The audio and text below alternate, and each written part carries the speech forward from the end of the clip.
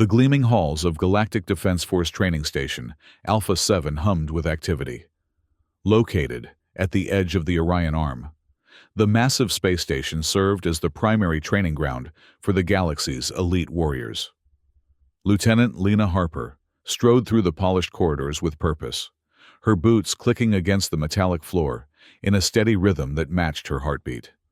6 months had passed since Earth had joined the Galactic Alliance. 6 months of diplomatic meetings, technology exchanges, and cultural integration programs. And now, finally, the moment Lena had been preparing for, leading Earth's first team in the infamous Warrior Activation Challenge. "Lieutenant Harper," a voice called from behind. Lena turned to see a tall, willowy figure approaching. The Pell species were known for their analytical minds and rigid adherence to protocol. This particular Pell, identified by the insignia on his uniform as Merle, was her assigned evaluator. "Your team has been assigned to Training Deck 12, Merle said, his multifaceted eyes reflecting the overhead lights. "The challenge begins in 2 hours. I must warn you, the dropout rate for first-time participating species is 97%. Lena nodded, her expression betraying nothing. "Thank you for the information, Evaluator Merle. You understand that this is not merely a test, but the standard by which all GDF warriors are measured?" Merle's voice carried a hint of condescension. "Many species train for decades before attempting the challenge." "We understand the gravity of the situation," Lena replied evenly. Merle's mouth parts twitched in what Lena had come to recognize as the Pell equivalent of a dismissive smile. "Very well. Good luck, Lieutenant." As the evaluator walked away, Lena allowed herself a small smile. Underestimation could be a powerful advantage. The briefing room assigned to Earth's team was modest compared to the grand chambers she'd glimpsed other species using. 12 individuals sat around the oval table, 8 humans and 4 Alliance species who had volunteered to join Earth's team. "All right, team," Lena began, standing at the head of the table. "In 2 hours, we face the Warrior Activation Challenge. According to all reports, it's designed to break us." A ripple of nervous tension passed through the room. "The good news is," she continued, a hint of mischief in her eyes, "we're going to treat it as a warm-up routine." Silence fell over the room, followed by confused murmurs. Dorn Tukari, a broad-shouldered representative of the Venturi species, leaned forward. His skin had the texture of rough leather, with bioluminescent patches that currently pulsed with skepticism. "Lieutenant, with all due respect, this is the GDF's ultimate test. Warriors have died attempting it." Lena nodded. "I've studied the records. Yes, it's difficult. Yes, it's dangerous. But everything I've seen suggests it's simply a more intense version of standard Earth military training." The human members of the team exchanged glances. They had all been selected from Earth's elite military units, Navy SEALs, Spetsnaz, SAS, and others. Each had endured training that pushed human endurance to its limits. "The Alliance believes humans are physically inferior," Lena continued. "They've designed this test based on what other species find challenging. But what they don't understand is that Earth's environment has created natural warriors." She activated the room's holographic display, showing the outline of the challenge. Extreme temperature chambers, oxygen deprivation, simulated combat in varying gravity fields, psychological pressure tests, all things we've faced in our training, just with less fancy technology. Tanari, a feline-like being with retractable claws and enhanced night vision, hissed softly. "I witnessed the challenge last cycle. The failure rate is high because most species approach it with fear," Lena interrupted. "We're approaching it with experience. This isn't our first rodeo." The confusion on the non-human faces made her smile. "Earth expression. It means we've done this before." As the team dispersed to prepare, an imposing figure blocked Lena's path to the door. Kiro, a Groth warrior with skin like polished obsidian and muscles that seemed carved from stone, towered over her. Your confidence, he rumbled, voice like distant thunder. It is either the greatest wisdom or the greatest folly. Lena looked up at him, unfazed. Which do you think it is? Kiro's 4 eyes blinked in sequence. I do not know, but I joined this team to find out why humans were accepted into the Alliance so quickly. Perhaps today I will learn. Perhaps you will, Lena agreed. Just remember, when things get tough in there, treat it like a warm-up. The real training comes later. As Kiro walked away, Lena allowed herself a moment of doubt. The strategy was risky, built on her assessment of both human capabilities and alien psychology. If she was wrong, Earth's reputation within the Alliance would suffer a devastating blow. But if she was right, the doors to Training Deck 12 loomed before them, 3 times taller than a human, and inscribed with symbols representing every species that had successfully completed the challenge. Notably absent was Earth's symbol. Team, form up, Lena called, and her 12 warriors assembled in formation. The 4 non-humans, Dorn, Kiro, Tanari, and a serpentine saurian named Vex, positioned themselves according to the drills they had practiced. Evaluator Merle approached, accompanied by a panel of senior GDF officials.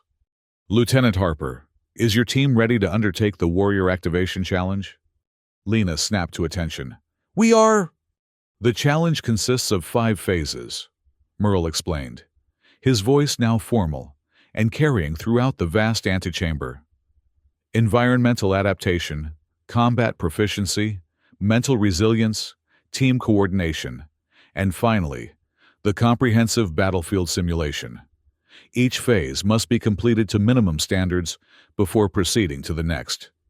He paused, his compound eyes scanning the team. Many teams require multiple attempts to complete a single phase. There is no shame in withdrawal. Lena nodded. Understood. We won't be withdrawing. A murmur passed through the observing officials. Merle's face remained impassive. Then may the stars guide your path. The challenge begins now. The massive doors slid open, revealing a sterile white chamber. As the team entered, the doors sealed behind them with a hiss of hydraulics. Environmental adaptation phase, announced an automated voice. Prepare for variable conditions. The floor beneath them began to reconfigure, splitting into sections. Lena quickly directed her team to positions they had previously discussed. Remember, she called, baseline protocols. Maintain breathing rhythm and conserve energy. The first environmental challenge materialized around them, a heat chamber that rapidly climbed to 150 degrees Fahrenheit. The air became thick, wavering with visible heat distortion. Several members of the team, particularly the non-humans, immediately showed signs of distress. Slow, measured movements, Lena commanded, demonstrating the technique. Breathe from your diaphragm, not your chest. Minimize sweating. She moved among her team, adjusting postures and reinforcing the training. The humans, many of whom had experience in desert warfare or specialized heat adaptation programs, handled the conditions well. For the alien team members, the techniques were novel but effective. Dorn, whose species evolved on a temperate world, struggled the most. His bioluminescent patches had dimmed, a sign of physiological stress.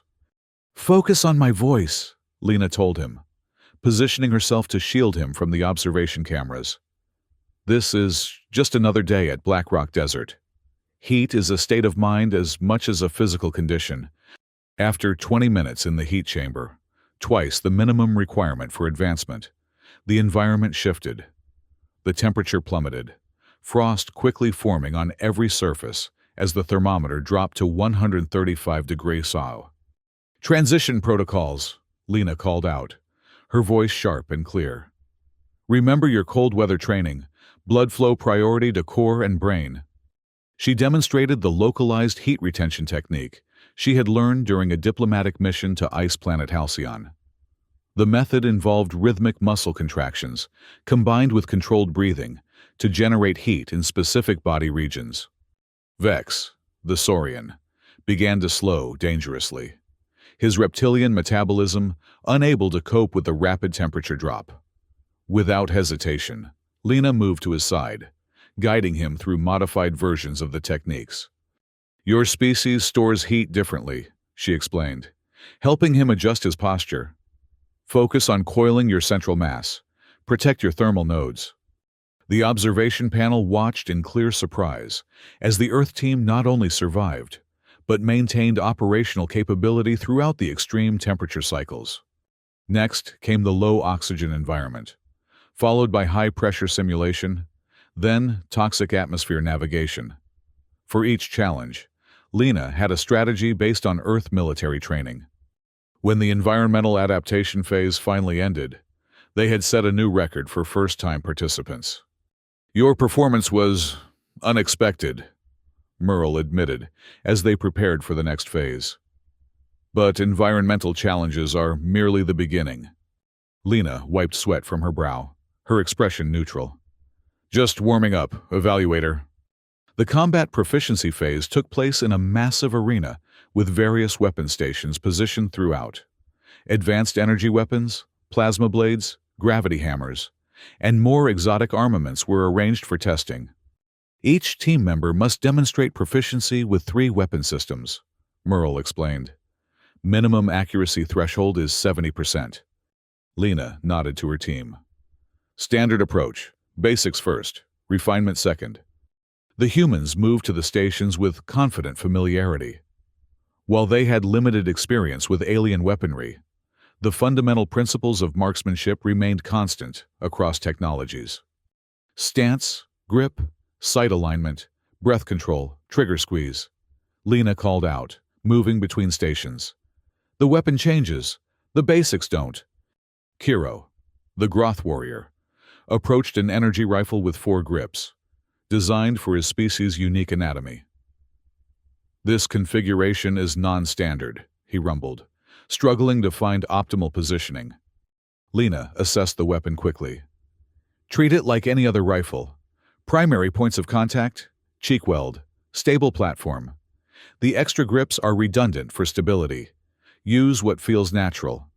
Under her guidance, Kiro adjusted his approach, focusing on fundamental shooting principles rather than the weapon's exotic design. His accuracy improved dramatically. The moving target challenge proved more difficult. Targets materialized and vanished at random intervals, testing reaction time and predictive shooting. "Don't chase the targets," Lena instructed. "Read the pattern, anticipate the movement. It's just like skeet shooting back home." By the time they reached the close combat station, the observation panel had grown from a handful of officials to dozens of curious GDF personnel. Kiro stepped into the combat circle, facing a holographic opponent programmed with his species' traditional fighting style. The Groth warrior moved with impressive power, but struggled against the AI's perfect execution of his own techniques. After his third defeat, Lena called for a brief timeout. "You're fighting yourself," she explained. "They've programmed it with Groth martial arts, expecting you to follow the same patterns." Kiro's frustration was evident. "These are the sacred forms of my people, perfected over millennia." "And they're beautiful," Lena acknowledged. "But in combat, effectiveness trumps tradition. Try this." She demonstrated a simple 3-move combination: a feint, a level change, and a strike from an unexpected angle. Nothing flashy, just fundamental fighting principles applicable across species. When Kiro faced the holographic opponent again, he incorporated Lena's suggestion. The AI, programmed to counter traditional Groth techniques, failed to adapt. Kiro secured a decisive victory. One by one, each team member completed the combat trials, many using the simplified, fundamental approach Lena advocated. When the final scores were tallied, they had achieved an average accuracy of 86%, well above the minimum threshold. Merle's expression was difficult to read, but the subtle vibration of his antenna suggested agitation. "You advance to the mental resilience phase," he announced. "Be warned, many warriors break here." Lena gathered her team for a quick huddle. Remember what we discussed. Mental challenges are just physical challenges wearing a costume. Find your rhythm and hold on to it. The mental resilience phase took place in individual isolation chambers.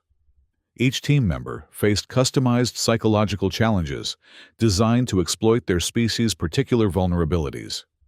For humans, the tests often involved sensory deprivation combined with disturbing audiovisual stimuli, simulated emergency scenarios, and ethical dilemmas under time pressure.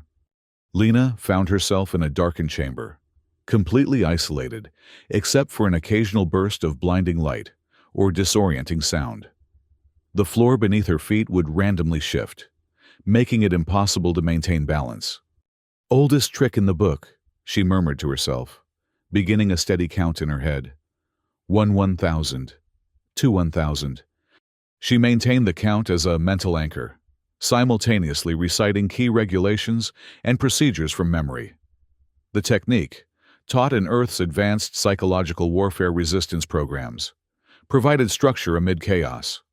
After what seemed like hours but was likely much less, the chamber introduced a new element, a simulation of a critical mission gone wrong, with team members in danger and contradictory information flooding in. Lena recognized the scenario type immediately. Decision-making under information asymmetry, she analyzed aloud.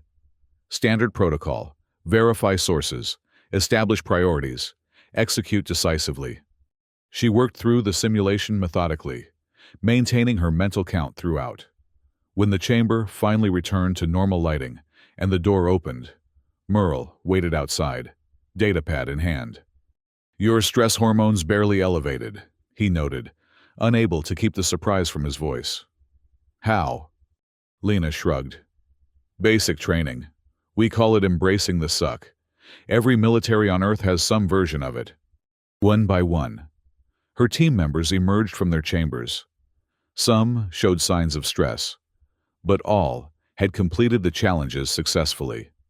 Dorn emerged last, his bioluminescent patches pulsing rapidly. "That was intense," he admitted. "But I remembered what you said about finding a rhythm. I used a childhood counting song from my homeworld." Lena smiled. "Perfect. That's exactly the approach we need." The observation gallery had grown considerably. Representatives from various Alliance species watched with increasing interest as Earth's team advanced to the team coordination phase. This phase took place in a massive maze-like structure with constantly shifting walls and obstacles.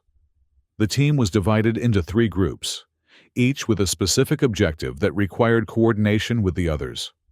"Communication is key," Lena reminded them. "Keep transmissions clear, concise, and on schedule. When in doubt, default to pre-established protocols." As they navigated the complex environment, facing simulated hazards and enemies, Lena noticed something interesting. The non-human members of her team were now instinctively applying the techniques she had taught them, even adapting them for their specific physiologies. Tinari, using the controlled breathing technique, maintained her legendary stealth capabilities even under stress. Kiro applied the simplified combat principles to overcome a series of mechanical guardians.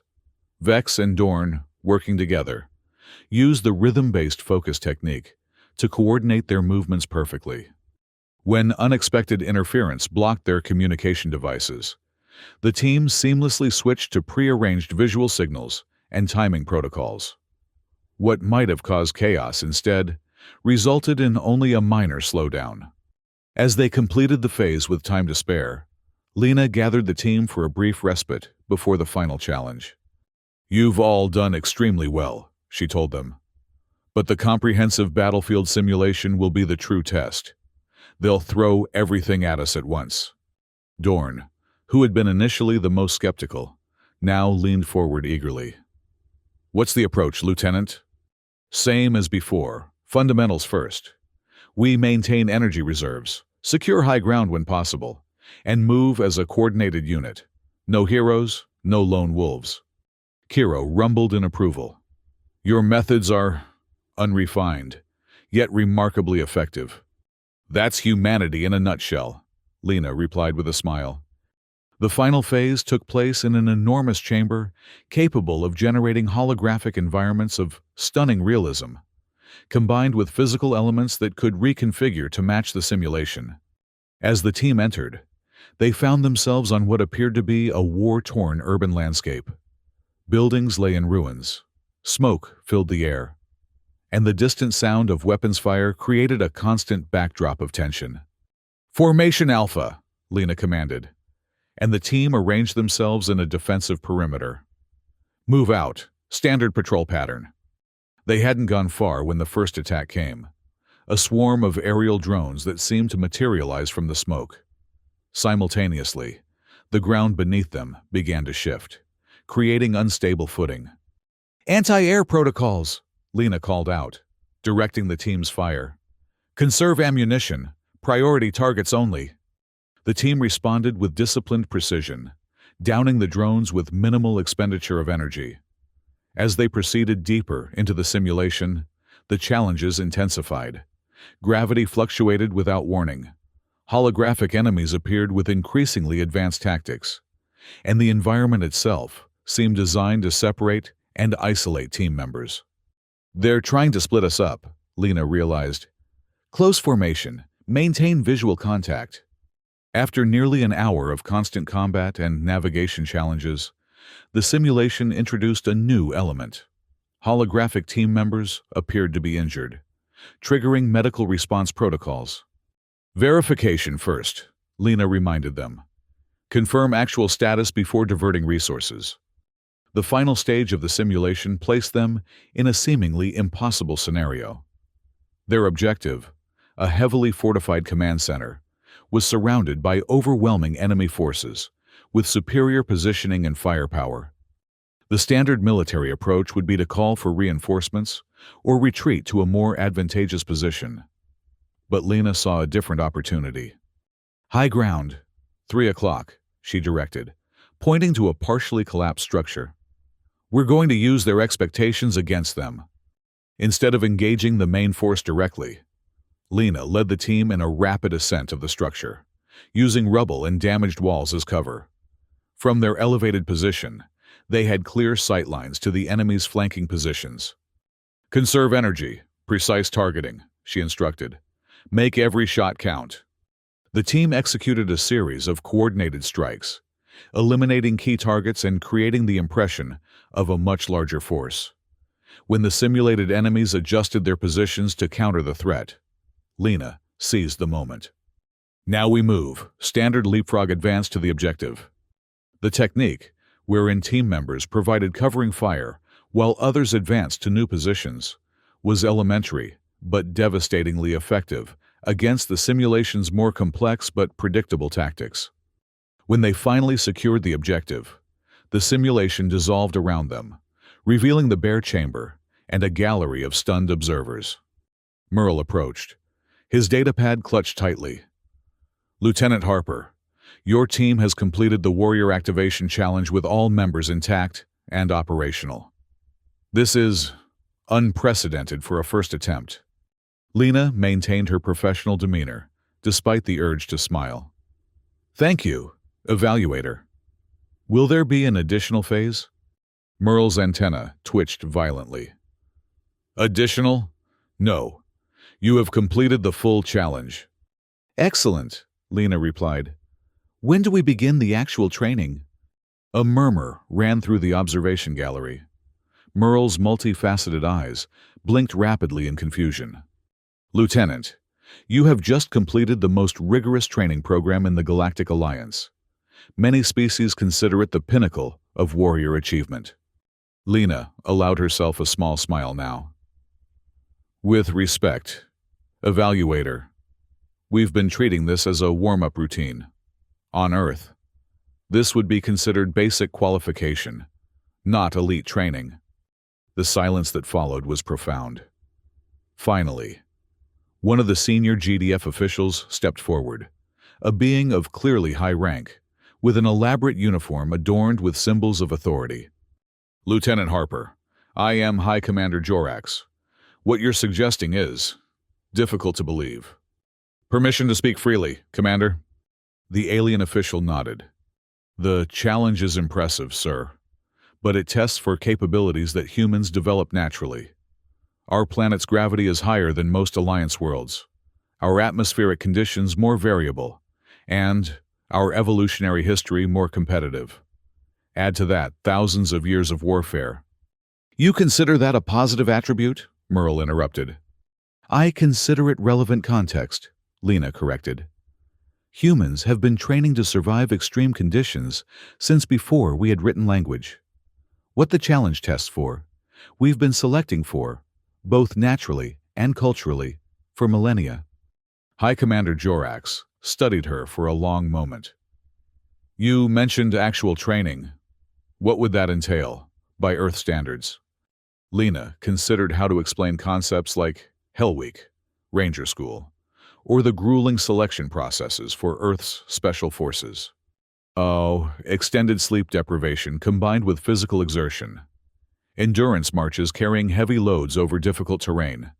Survival training in extreme environments with minimal equipment. Combat drills that continue until failure, then continue beyond failure. Psychological testing that involves actual, not simulated, isolation and stress. She paused, noting the reactions around her. And those are just the selection processes. Sir, the actual training comes after that. The High Commander turned to confer with his staff, their voices too low to overhear. When he returned his attention to Lena, his expression had changed. Lieutenant Harper, the Galactic Defense Force would like to formally recognize Earth not merely as meeting our standards, but as potentially establishing new ones. I am authorized to offer you a position as Director of Training Reform. Lena blinked, genuinely surprised for the first time since arriving at the station. Sir, your methods, while unorthodox, have proven extraordinarily effective. We believe the GDF would benefit from incorporating Earth's approach to warrior development. The offer was unexpected, but represented an unprecedented opportunity. Earth, the newest member of the Alliance, could now have direct influence over one of its most important institutions. I would be honored, Commander, Lena replied. When would I begin? Immediately. We have new recruit classes arriving within the week. As the formal ceremony concluded and the team dispersed to rest, Dorn approached Lena with a curious expression. You knew this would happen, he said, his bioluminescent patches pulsing with realization. You planned for this outcome. Lena shook her head. Not specifically. I expected us to pass, maybe impress them enough to be taken seriously. This appointment was beyond my expectations. But you deliberately understated our capabilities from the beginning, Dorn pressed. The warm-up routine approach, that was psychological warfare. Tactical framing, Lena corrected with a smile. It served multiple purposes. It kept our team confident. It prevented us from overexerting ourselves. And yes, it challenged the Alliance's preconceptions about humans. Dorn's patterns shifted to what Lena had come to recognize as amusement. Remind me never to play strategy games against humans. In the following days, Lena immersed herself in the GDF's training protocols, identifying areas for integration of Earth methods. The approach wasn't to replace the existing system, but to enhance it with the practical, fundamentals-focused techniques that had served humanity so well. Kiro, who had requested permanent assignment to Earth's team, often accompanied her as she developed new training modules. Your species, he observed one day, approaches warfare differently than any I have encountered. How so? Lena asked, reviewing a simulation design on her datapad. Most species develop technology to overcome their physical limitations. Humans developed physical capabilities to overcome technological limitations. When the technology eventually arrived, you combined the two approaches instead of abandoning the physical development. Lena considered this. I suppose that's true. We've always believed that the warrior, not the weapon, is the decisive factor. A philosophy that serves you well, Kiro acknowledged. Though I wonder if the Alliance is truly prepared for what humans consider actual training. Lena smiled. We'll ease them into it. Start with the fundamentals and build from there. 3 months later, the first class of GDF warriors trained under the new Earth-influenced program graduated. Their performance metrics had improved across all categories, with particularly notable gains in adaptive problem-solving and stress resilience. High Commander Jorax personally attended the graduation ceremony, taking Lena aside afterward. The results speak for themselves. Director Harper, the Council has approved implementation of your program across all GDF training facilities.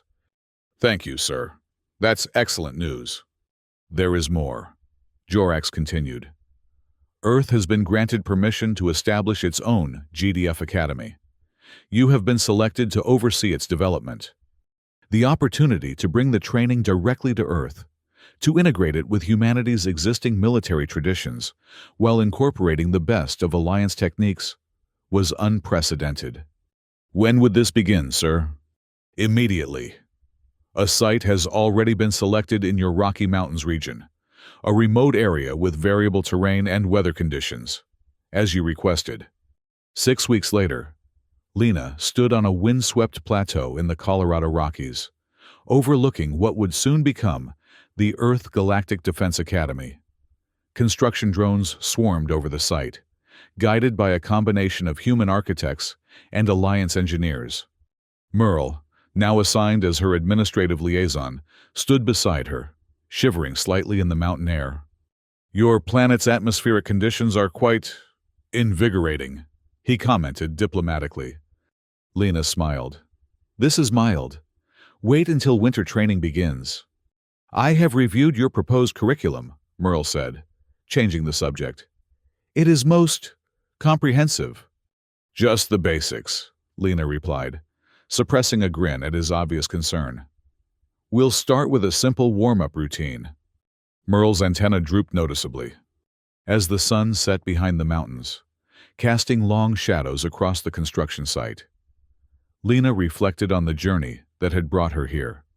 From a lieutenant leading Earth's first challenge team to the director of humanity's first Galactic Defense Academy, all in less than a year.